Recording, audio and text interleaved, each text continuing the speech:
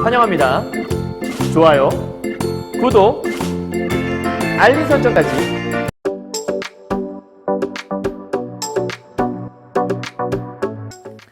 안녕하세요. 경화여고 3학년 학생 여러분, 그리고 전국에서 EBS 올해 2023 수능 특강으로 2023 수능을 공부하신 학생 여러분 만나서 반갑습니다. 선생님은 세계 최강 국어쌤 조인수 선생님입니다.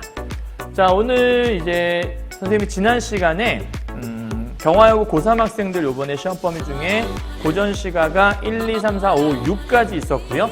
오늘은 이제 고전 소설 3문 파트가 1, 2, 3, 4, 5까지이기 때문에 지난번에 주몽신화에 대한 이야기 하나 찍었고요. 오늘은 이제 두 번째 시간으로 여기 써있지만 전설이죠. 용소와 며느리바위라고 하는 재밌는 전설 이야기를 하나 좀 다루고자 합니다. 사실 지난 시간에 했던 그 신화, 주몽신화 있죠. 신화나 여기 나와 있는 전설은 큰 틀에서 보면 설화의 일종이죠. 설화라고 하면 신화, 전설, 민담이라는 게 존재하고 그 신화, 전설, 민담 중에서 신들의 이야기 혹은 영웅의 이야기를 다룬 신화가 있다면 구체적인 증거물이 있고 전해 내려오는 이야기인 좀 기이한 전기성, 좀 정기적인 이야기가 들어있는 전설이라고 하는 것 보통 이제 학교 시험에서 많이 나오기도 하고요. 그래서 여러분이 요 이야기를 보시면 사실 이게 용소와 며느리바위라고 되어 있지만 다른 작품에서는 되게 다양한 이야기로 많이 등장을 하거든요. 그래서 그냥 EBS 교재 보기에서 이거에 대한 정보를 주고 있어서 그 정보를 먼저 좀 파악하고 들어오도록 하죠. 자, 첫 번째 장자모 설화라는 얘기 써 있죠. 그러니까 용소와 며느리바위라고 하는 것이 장자모 설화라는 이름으로 얘기를 할 수 있어요. 그리고 사실은 장자모 설화인데 장자못은 장자라고 하는 사람이 있던 장제, 요 안에 이제 장제첨지라고 나오는데 그 장자못이라고 하는 연못이 생긴 거예요. 그 연못에 얽힌 이야기라고 보시면 되는데 그 장자못이 이제 책 속에서 이제 용소라는 어떤 그 연못? 강? 약간 호수? 약간 이런 느낌? 이제 그런 게 있다라는 거고, 선생님이 여기저기 여행을 좋아해서 아이들을 데리고 이런저런 박물관에 가보게 되면 그 지역마다 지역에 얽힌 이야기들이 있거든요. 근데 그 지역의 이야기 속에 이 장자못 설화와 굉장히 똑같은 이야기가 엄청 많아요. 그러니까 주인공만 달라지고 이야기가 똑같아요, 항상.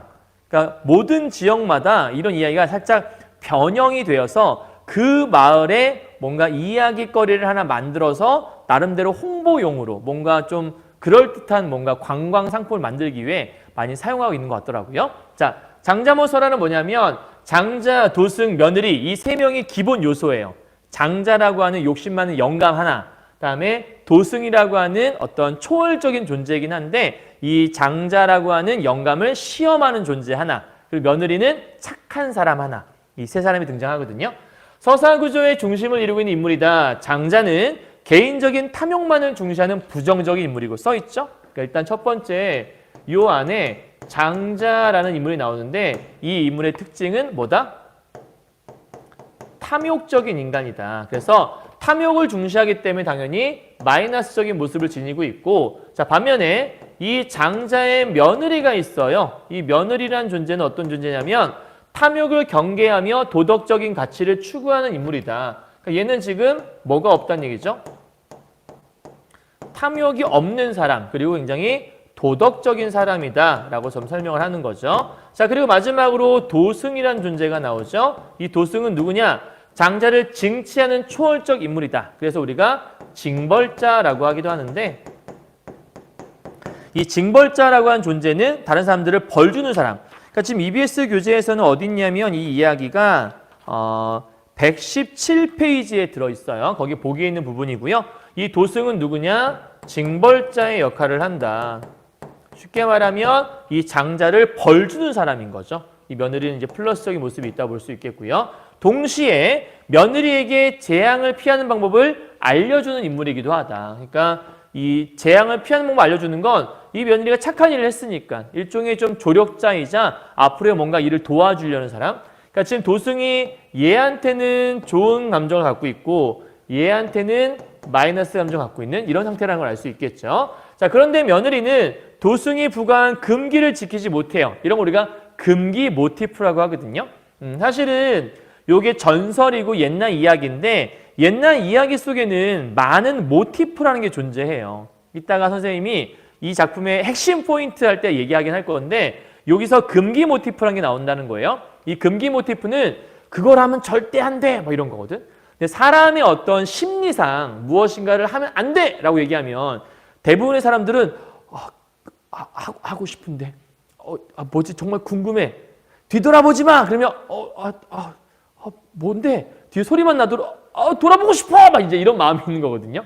결국은 금기를 지키지 못해서 인간의 본질적인 한계를 드러내는 수단이다. 그러니까 지금 현재 이 며느리의 역할은 결국은 인간의 한계를 드러내는데 좀 이용되는 인물이 바로 이 며느리인가 보다. 그래서 이 장자 같은 경우에는 나중에 혼나요.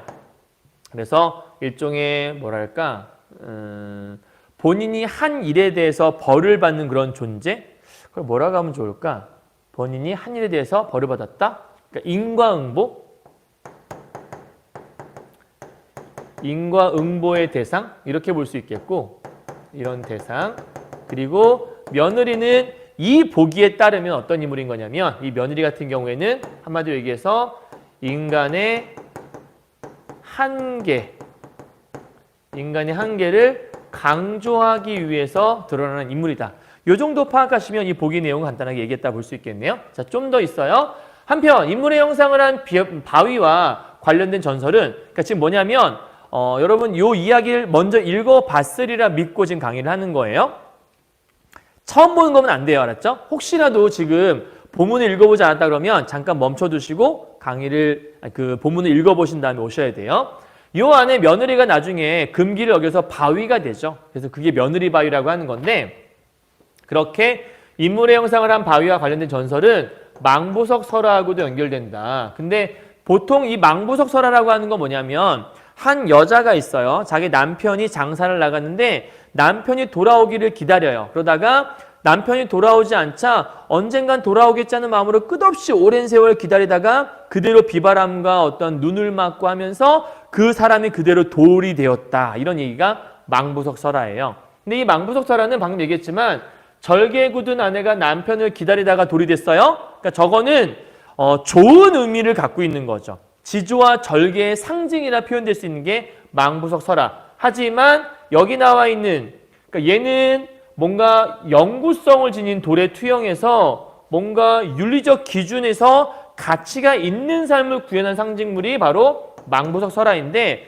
똑같이 돌이 되었지만 며느리 바위는 저러한 그러니까 윤리적인 기준에서 가치를 지니는 그런 바위는 아닌 거죠. 그러니까 똑같이 돌이 되었으나 흔히 말하는 망부석 설화의 그 돌은 어떤 지조와 절개를 지키다가 윤리적 가치를 잘 반영하고 있는 그러한 돌, 그러니까 본받을 만한 돌이죠. 여기서 말하는 며느리가 된 그 바위는 인간의 한계를 강조하기 위해 금기를 어긴 결과 생겨난 것. 이렇게 판단하시니까 좀 다르다 볼 수 있겠네요. 이해하셨나요? 작품의 포인트를 한번 보도록 할게요. 이 작품을 공부했다면 여러분이 무엇을 알아야 되냐면 여기 나와 있는 이 5가지를 머릿속에 기억하고 있어야 돼요. 자, 첫 번째, 요 전설, 이 용수와 며느리 바위라고 하는 이 전설은 읽어보면 알겠는데 약간 논리적인 글은 아니에요. 왜 그런 거냐면 지방에 가서 선생님이 이제 국문과 나왔는데 국문과에서는 이제 학술 답사라는 걸 가요. 그래서 답사 가게 되면 각 지역에 가서 그 지역의 이야기들을 채록한다고 하는데 그분이 얘기하신 걸 그대로 담아오는 거예요. 그래서 옛날 이야기를 담아오는 과정을 채록이라고 해요.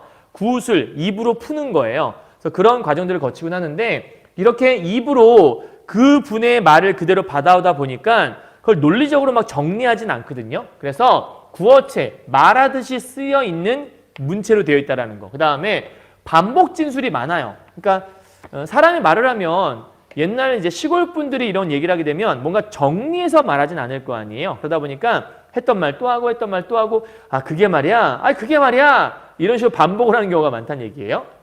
또 하나는 군말, 빈말이 되게 많아요. 그게인지, 그게, 그것이기, 약간 이런 식으로 중간중간 추임새도 많고, 빈말, 이게 군말. 그러니까 쓸데없는 말들이 많다는 얘기죠. 그리고 또 하나, 비문. 문법적으로 말이 안 되는 말도 굉장히 많아요. 그리고 시간상 막 생각나면 막 맞아. 근데 그 전에 이런 일도 있었어 하면서 시간이 막 뒤바뀌기도 하고 그러거든요. 그거 이제 본문 통해 얘기해 줄게요. 다음 두 번째, 권선징악이 드러난다. 그래서 왜 이거냐면 탐욕을 경계하라는 의미에서. 세 번째, 금기 모티프 아까 얘기했죠? 며느리와 관련된 거. 금기를 위반하는 인간의 한계를 부각하기 위해 가져왔다라는 거. 학승 모티프라고 하는 건 뭐냐면 스님이 학대를 당하는 거예요. 옛날 이야기 속에 스님이 시주를 받으러 갔을 때 그 나쁜 마음씨 가진 욕심 많은 사람들이 그 스님을 꼭 괴롭혀요. 그래서 그 스님이 어떤 도수를 발현해서 얘를 혼내주는 그런 이야기 꼭 등장하거든요. 그걸 학승 모티프라고 하고요. 마지막으로 화성 모티프가 이제 사람이 돌이 되는 이야기. 그러니까 이러한 이야기들이 본문 속에 반영이 되는 거니까 얘를 바탕으로 해서 이제 본문을 읽어보시면 되는 거고, 본문을 읽었을 때 그래서 이런 게 있었던 거구나라고 이해하시면 끝나는 작품이에요. 이해하셨죠? 그럼 이제부터 본문을 한번 보면서 얘기해 보도록 할게요. 자, 용소는 이라고 되어 있죠. 용소라는 것이 연못을 얘기하는 거고요. 이 용소라고 하는 것이 전설의 특징인 구체적인 증거물이라고 하는 거예요. 선생님이 아까 얘기했지만 설화의 세 종류, 신화, 전설, 민담 중에 이런 전설과 같은 글들은 꼭 증거물이 존재한다. 그래서 옛날에 뭐 이렇게 전설의 고향이라는 드라마도 옛날에 있었고, 그런 거 얘기할 때 꼭 보면 뭐 충청남도 무슨 지역에 무슨 바위가 있었는데 뭐 어떤 이야기 통해서 지금까지 전해내고 있다. 뭐 이런 식으로 설명을 많이 하거든요. 그래서 구체적인 증거물이 저 용소가 되는 거고, 그럼 구체적인 증거물이 있다라는 것들은 이 작품이 뭔가 신빙성, 진짜 있을 법한 일이다. 뭔가 믿을 만한데 이런 거고, 신빙성과 더불어서 사실성을 보여주는 이야기. 이렇게 판단하시면 될 것 같아요. 그리고 장현읍에서 사는 20리 되는 거리에 있는데, 장현읍에서 그 서도민요로 유명한 몽금포 타령이 있는 데거든. 그러니까 뭐뭐 하는 거거든. 이런 거 있잖아요. 이런 게 아까 얘기했던 그 구어체 문장인 거죠. 그러니까 말하듯 쓰고 있는 거. 앞에서 얘기했던 그 구술, 체록의 뭐예요? 특징이라고 볼 수 있는 파트가 바로 이런 부분들 얘기하는 거예요. 여러분이 읽어낼 수 있어야 돼요. 자, 그 길 옆에 그 인지가 뭐 특별한 의미가 있는 게 아니라, 인지는 그냥 쓸데없는, 여기 군소리거든요. 군말. 요것도 마찬가지로 구술체력의 특징이라고 볼 수 있는 거겠죠. 그 길 옆에 용소라는 것이 있는데 그 전설이 어떻게 됐냐 할 것 같으면 그렇게 옛날 옛적 얘기지. 그러니까 지금 얘기가 아니라 아주 옛날 옛적의 일이야 라고 얘기하면서 그냥 뭔가 정확히 언제 얘기인지는 알 수 없어. 구체적인 시간을 제시하진 않아. 이것이 뭐냐면 일종의 설화의 특징이기도 해요. 오케이? 그러니까 옛날 옛적 뭐 호랑이 담배 피던 시절, 그게 언젠데? 글쎄 그냥 오래전 이야기야 뭐 이런 거죠. 옛날에 그 용소 있는 자리가 장제첨진의 집터 자리라 그래. 요 장제첨지가 얘기했던 그 장자라고 하는 요 사람 있죠? 요 욕심 많은 탐욕적인 인간, 그 사람 얘기하는 거예요. 이 장제첨진의 집터 자리라 그래. 장제첨진의 집터 자리인데 그러면 요렇게 딱 끊어보면 이런 장제첨진의 집터 자리라 그래. 장제첨인데 집터 자리인데 그러면 계속해서 반복 진술을 하고 있잖아. 그럼 이 반복 진술도 아까 뭐라 그랬냐면 구술체력의 특징이라고 얘기했었죠? 그 부분 얘기하는 거네요. 거기에서 그 영감이 수천서 가는 부자로 아주 잘 사고 거기다가 좋은 집을 짓고서 있었는데 그 영감이 아주 깍쟁이야. 그러니까 깍쟁이야 라고 하는 건 그 사람이 인색하다는 뜻이고 사실 이기적이야 이렇게 얘기하는 거거든. 인색하고 이기적이야. 뭐 다른 사람 도무지 뭐 도와주지도 않고 돈만 모으던 그런 아주 유명한 영감이야. 근데 사실 우리가 유명하다라는 건 좋은 의미에서 유명함이라는 말을 많이 쓰잖아요. 그러니까 이건 일종의 약간 반어적인 표현이라고 볼 수도 있긴 하거든요. 해석에 따라서는 그렇게 볼 수도 있어요. 유명한 영감이라 그래. 그러니까 진짜 좋은 의미에서 아주 유명한 영감님이 이게 아니라 아주 유명한 영감님이지. 약간 이런 느낌이라 보시면 될 것 같아요. 유명한 영감이라서 거기 사람들이 말하자면 돼지 하는 그런 사람이래. 그러니까 돼지라고 한 부르는 이유는 뭐겠어요? 여기 써 있는 탐욕적인 인간이기 때문에 돼지라고 했던 거겠죠. 그러면 이 사람을 깍쟁이다 대놓고 얘기하고 있고 돼지다 탐욕이 많은 인간이야 이렇게 얘기하는 건 뭐예요? 직접적으로 이 인물의 성격을 제시하고 있구나. 이렇게 생각할 수 있겠네요. 되셨죠? 여기까지. 자, 영감 얘기였어요. 그래서 국어라는 사람이 국어를 해도 당최 주질라나 아까 얘기했는데 탐욕적인 인간이니까 당연히 안 주겠죠. 그래서 국어라는 사람들이 와도 도대체가 주질 않고 또 하나 중요한 거 중들이 그 인지 자 인지 아까 얘기했지만 약간 뭐라 그랬죠?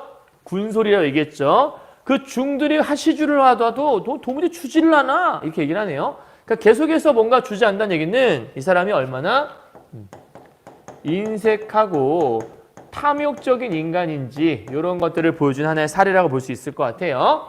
아주 그런 소문이 나쁘게 나 있는 영감인데 어느 여름철에 거기서 인지 그 용소 있는 데서 한 20리 가면 말이야 불타산이라는 산이 있는데 그 불타산은 절이 많기 때문에 불타산이라는 그런 절이 뭔 얘기야?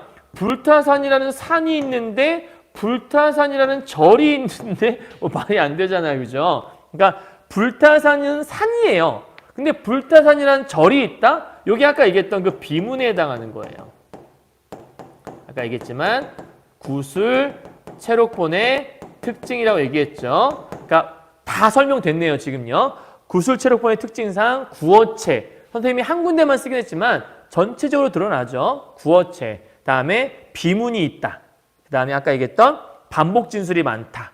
그리고 또 뭐 있었죠? 군소리와 군말이 많다. 이런 거 있었으니까 체크하시면 돼요. 거기에서 그 도승이 말이야. 나오네요. 이제 도승이요. 자, 이 도승은 돌을 닦는 스님을 얘기하는 거니까 도승이 얘기하는 건데 이 도승의 역할은 아까 얘기했던 뭐예요? 심판자의 역할을 한다. 아까 얘기했던 그 징벌자 역할이라고 얘기했었죠. 징벌자이자 얘게 이제 심판을 내리는 인물이다. 자, 도승이 그 영감이 아주 나쁘다는 소리를 들었다. 소문을 들은 거예요. 그래갖고 우정, 이것도 군소리겠네요. 우정이 있어? 이런 게 아니라 그냥 군소리 중에 하나라고 보시면 될 것 같아요. 사실은 아니다. 우정은 여기서는 군소리보다는 그냥 일부러라고 봐야겠다. 왜냐면 해석상 군소리보다는 일부러 이게 더 어울릴 것 같아. 나쁘다는 소리 듣고서 일부러 얘가 군소리고 그래서 일부러 그 집을 찾아갔어. 그 집을 찾아간 거예요. 왜 간 거죠? 그 집 찾아가서 그 악행을 뭐 해보려고? 확인해 보려고 간 거겠죠. 악행을 확인차 간 거예요. 목탁을 치면서 시주를 해달라고 이제 시험을 하는 중이겠죠. 그랬더니 영감이 뛰어나가면서 야 이놈 너희 중놈들은 도무지 불롱불사 이게 너희 책에 보게 되면 나와 있는데 원래는 불롱불상이라고 해야 돼요.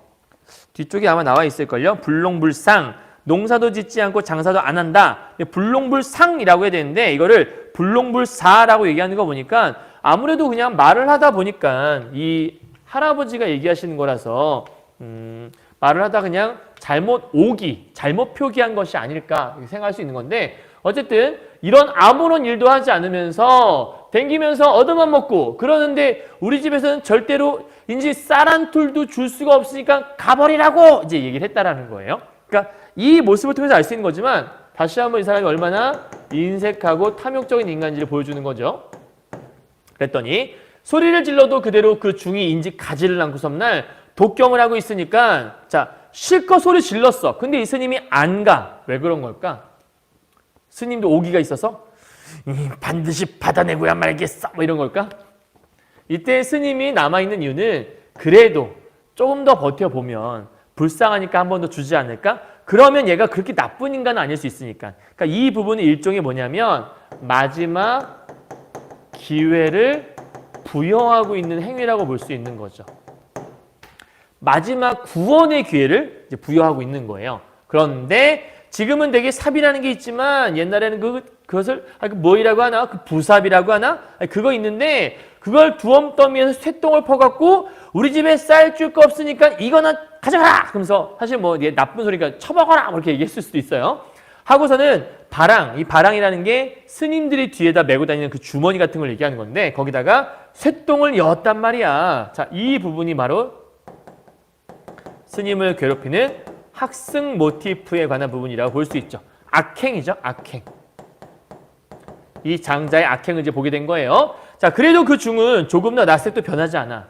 여러분 일반적인 사람이라면 이런 상황에서 당황했을 거고 정말 화를 냈을 수 있거든. 근데 조금도 낯세게 변하지 않는다는 얘기는 이 사람이 평범한 존재가 아니라는 거지. 그러니까 평범한 인간이 아니었기 때문에 이것을 버틸 수 있다. 그러니까 평범한 인물이 아니다.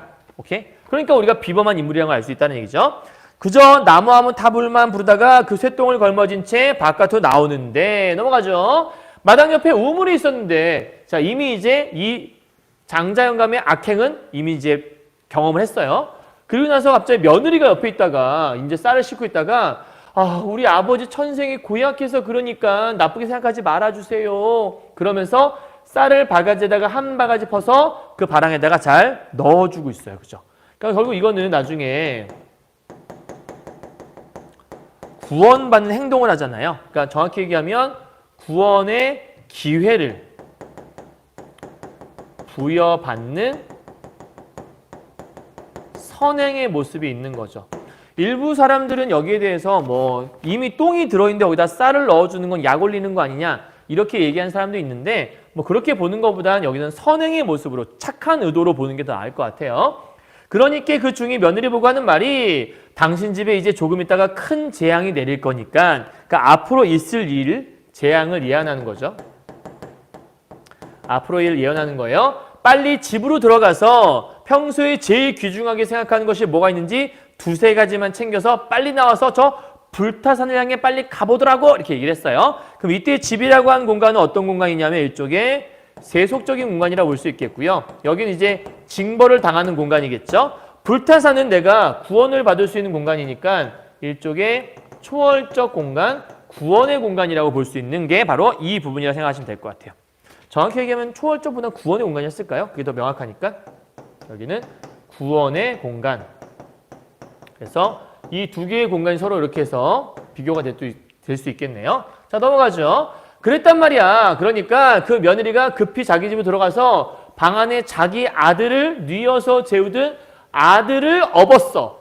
그러니까 사실 남편이 있다는 얘기는 여기 안 써 있었지만 남편보다 아이가 먼저였나 봐요. 그죠? 그래서 아들을 업었어요. 그러니까 아들을 업었다는 얘기는 일단 기본적으로 자손에 대한 집착이라고 얘기할 수도 있는데 사실은 자손에 대한 어떤 애정 이런 마음이 있는 거겠고 두 번째 명지를 짜던 그 명지 도토마리 이건 이제 우리가 옛날 여자들이 이제 일을 해서 돈을 벌 때 사용했던 여자의 생계 도구라고 볼 수 있거든요. 그러니까 요거는 일종의 물질에 대한 집착을 얘기할 수 있다.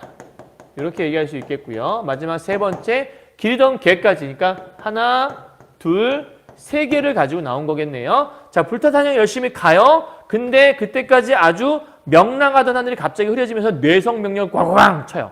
이건 사실은 우리가 일상생활 속에서 이런 일이 갑자기 있진 않잖아요. 좀 기이한 일이니까 전기성에 관한 일이라 볼 수 있겠고 근데 그 중이 먼저 무슨 주의를 줬냐면 그러니까 이미 도망가고 있는데 중이 주의를 줄 리가 없잖아. 그럼 주의를 준 게 바로 이거라고 볼 수 있는데 요거는 그 전에 있던 일이겠죠. 그러니까 지금 현재 발화 순서가 뒤집어지고 있는 거예요. 이게 먼저 있던 일이고 이게 나중에 있던 일인 거겠지. 자, 그 금기가 뭐예요? 가다가 절대 뒤돌아오면 안 된다라고 얘기하면서 자, 드디어 무슨 모티프가 나타나요? 금기 모티프가 나타나는 거죠. 자, 근데요. 이 여인이 가다가 갑자기 큰 뇌성병력이 구강 치니까 너무 깜짝 놀란 거예요. 그래서 뒤를 돌아보게 된 거죠. 그러니까 이 여자가 뒤에서 큰 소리가 나니까 뭔가 호기심이 생겼을 수도 있겠고 무슨 일이 있는 건가 하면서 뒤를 돌아봤겠죠. 뒤를 돌아봤단 말이야. 금기를 어겼네요. 그 결과 무엇이 되었어요? 화석이 되어버리고 말았던 거죠. 왜? 금기를 어긴 그 결과물이라고 볼 수 있을 것 같아요. 자, 그래서 밑에 보니까 걔도 그렇게 화석이 됐어. 걔는 무슨 죄야? 같이 가다가. 그 자리에 서 있다고 하는데 지금도 불타선 아래 얼마 내려오면 며느리가 화석된 개, 요게 아까 얘기했던 이제 뭐죠? 그 구체적인 증거물. 아직까지도 남아있는 거잖아요. 이 증거물이 바위가 있는데 사람 모양의 때, 이건 며느리겠죠? 그 다음에 머리에 뭐인 것 같아? 아까 명주 도토말이라고 하는 거겠고 개 모양 같은 거. 그러니까 요 세 개가 지금 다 돌이 되어서 굳어 있다. 그러니까 아이를 업은 사람 모양 하나, 그다음 머리에 뭐 인거 하나, 개 모양 같은 거 하나. 그러니까 약간 그렇게 생각하고 보면 그렇게 보일 수 있는 그런 바위인 거예요. 그런 화석이 아직도 있단 말이야. 즉 증거물이 있단 말이야. 이런 뜻이겠죠. 자, 며느리 얘기는 끝났어요. 한데 이 벼락을 치면서 장제첨진의 그 집이 전부 없어지면서 큰 소가 됐단 말이야. 그 소가 제목에 있던 바로 용소가 되는 거겠죠. 그럼 이때 큰 소라는 것도 사실은 뭐가 될 수 있냐면 구체적인 증거물이 될 수 있는 거죠. 이렇게 해서 자 넘어가 보죠. 한데 그 소가 어느 만큼 넓으냐 하면 여기 놀이터보다도 더 넓은데 그럼 지금 갑자기 왜 놀이터 얘기를 했냐. 얼마나 큰지 비교할 수가 없으니까. 그래서 구체적인 수치로 구체적인 비교를 하기 위해서 지금 있는 이 놀이터 얘기를 함께 끄집어 온 거예요. 그만 2배쯤 되는 품인데 그 소에서 물이 얼마나 많이 나오는지 물소리가 쿵쿵쿵쿵 하면서 그 곁에 가면 이제 집안이 울린단 말이야. 물이 많이 나와서 그 물을 가지고 몇만 석 되는 이제 말할 것 같으면 수천 정도의 그 평의 논을 물의 소에서 나오는 물을 가지고 되는데 뭐 이렇게 말이 되게 복잡하다 그죠? 그러니까 지금 이 모습을 보면 여러분 뭘 할 수 있냐면 사실은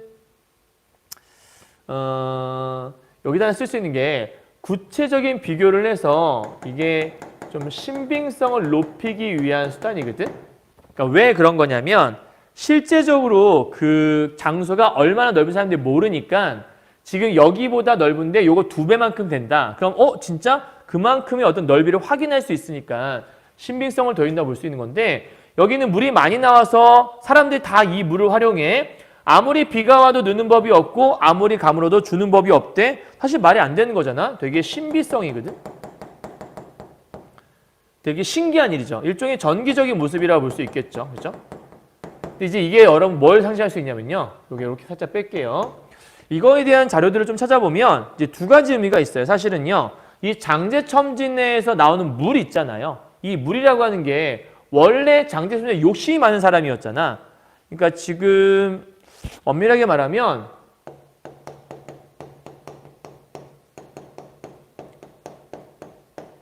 장제첨진의 이 집터가 용소가 되었잖아요. 그렇죠? 근데 장제첨진의 집터는 탐욕이 가득한 곳이었고 여기는 불을 독차지하고 있던 공간이었단 말이에요. 그런데 용소라는 공간에서 이제 어떤 일이 생긴 거냐면 이 물을 많은 사람들이 함께 나눠 쓰게 돼요. 그죠? 그러니까 많은 사람들이 이 물을 갖다 쓰게 되었다. 그 얘기는 이 물이 부라고 보잖아요. 이 부에 용소에 물을 모두가 나누어 가지는 그런 모습이 드러나는 거잖아. 그러니까 이 장제첨진의 집이 있던 그 자리에서 물이 솟아나왔다? 그럼 그 물이라고 하는 게 장제첨진에 있는 그 부를 상징할 수 있는 거거든. 그러면 그 부라는 것들을 모두가 나눠 가졌다? 요걸 살짝 빼면 어떻게 얘기할 수 있냐면 아까는 독차지하고 있던 이 부가 마을 사람들에게 재분배되어지는 모습으로 상징이 될 수도 있어요. 그러니까 이때 이 용소라고 하는 게 뭘 뜻할 수 있냐면 일종의 나눔 그리고 베품의 장소로 성격이 변화한다라는 거죠. 그러니까 기존의 장제첨진이라고 하는 건 장자라고 하는 장제첨지가 혼자 모든 걸 다 갖고 있던 그 인색한 모습을 상징하는 공간이었는데 이제 벌을 받고 나서 연못이 되면서 그 물을 모두가 함께 나눠 갖고 있는 모습은 마치 이러한 모습으로 변화된 거랑 똑같다. 사람들이 그게 얼마나 깊으나 보려고 명지실을 갖다가 넣어봤어. 근데 도무지 끝을 모를 정도로 깊은 소가 됐단 말이야 하면서 이야기를 정리를 하고 있네요. 되셨어요? 여기까지요? 자, 지금 현재 용소라는 그 연못이 어떻게 생겼고 그 다음에 며느리바위가 어떻게 생겼는지 그거에 대한 이야기를 쭉 풀어낸 거고 얘기할 때 그냥 체록자의 말을 그대로 받아 쓰다 보니까 비문도 많고 그 다음에 구어체로 되어 있고 그리고 쓸데없는 군말들도 많고 그 다음에 반복되는 말도 많고 그랬었는데 어쨌든 왜 그런 일이 있었는지 이제 다 알게 됐어요. 그죠? 그리고 그 증거물들이 지금까지도 남아있단 말이야 하면서 이게 왜 전설인지를 알 수 있는 구체적인 증거물에 대한 것도 다 설명을 끝냈네요. 그죠? 이제 마지막 정리만 해보죠. 자, 이 작품은요, 악행을 일삼던 욕심 많은 장자에 대해서 징치하는 글이에요. 그래서 징치라는 건 혼내준다는 뜻인 거고요. 인과응보라는 주제를 담고 있다라고 얘기할 수 있겠네요. 자, 그리고 특징이 뭐냐라고 물어본다면 제보자가, 이 제보자는 누구냐면 말을 하는 사람이겠죠. 체록자에게 그 말하는 것들을 받아 적는 사람이 체록자예요. 그 구술 체록의 과정을 얘기하는 건데 제보자가 체록자에게 구술하는 형식으로 그대로 받아 쓰는 걸로 되어 있다는 뜻이에요. 다음 구어체 문장 아까 얘기했고요. 사투리나 방언이 되게 많을 수밖에 없죠. 그 지역에 있던 얘기를 하는 거니까. 그리고 구체적인 증거물이 많아요. 전설의 특징이라고 볼 수 있겠고 안타까운 건 마지막 결말이 비극적이죠. 왜? 며느리가 죽잖아요. 바위게 되잖아요. 그죠? 그래서 이걸 통해 뭘 주는 거야? 교훈을 주는 거예요. 아, 금기란 건 어기면 안 되는 거구나라는 어떤 교훈에 대한 것들을 설명하고 있다고 보시면 되겠네요. 되셨어요? 여기까지요? 자, 오늘 수업 여기까지 정리 끝. 다 했습니다. 선생님이 지난 시간에 주몽신화에 대한 얘기했었고요. 그다음에 오늘은 이 전설에 대한 걸 얘기했었는데 사실 요 얘기했지만 신화나 전설 같은 경우에는 설화의 일종이고요. 보통 수능 연계교재에서 처음 시작할 때 이 설화로 보통 이야기가 시작이 되고 설화를 지나서 나오는 것들이 뭐 가전체 문학이나 아니면 고전소설 가기 전에 그 중간 단계인 걸 얘기하거든요. 그래서 아마 다음 고전 3문 3강은 가전체 문학 중에 아마 국선생전을 함께 공부하게 될 거예요. 다음 시간 국선생전은 정말 중요한 작품이거든요. 작년에 경화여고 2학년 학생들은 공방전을 배웠을 거예요. 그거 떠올리시면서 공부를 하시면 될 것 같으니까 다음 시간에 국선생전이라고 하는 가전체 문학 다시 한번 만나도록 하죠. 자, 수업 듣느라 고생 많았고요. 선생님이 중간중간에 중요하다 얘기했던 것들 잘 필기해 놓으시고 잘 머릿속에 담아두시면 좋을 것 같아요. 자, 수고하셨습니다, 여러분. 국어 만점, 수능 대박, 화이팅! 안녕!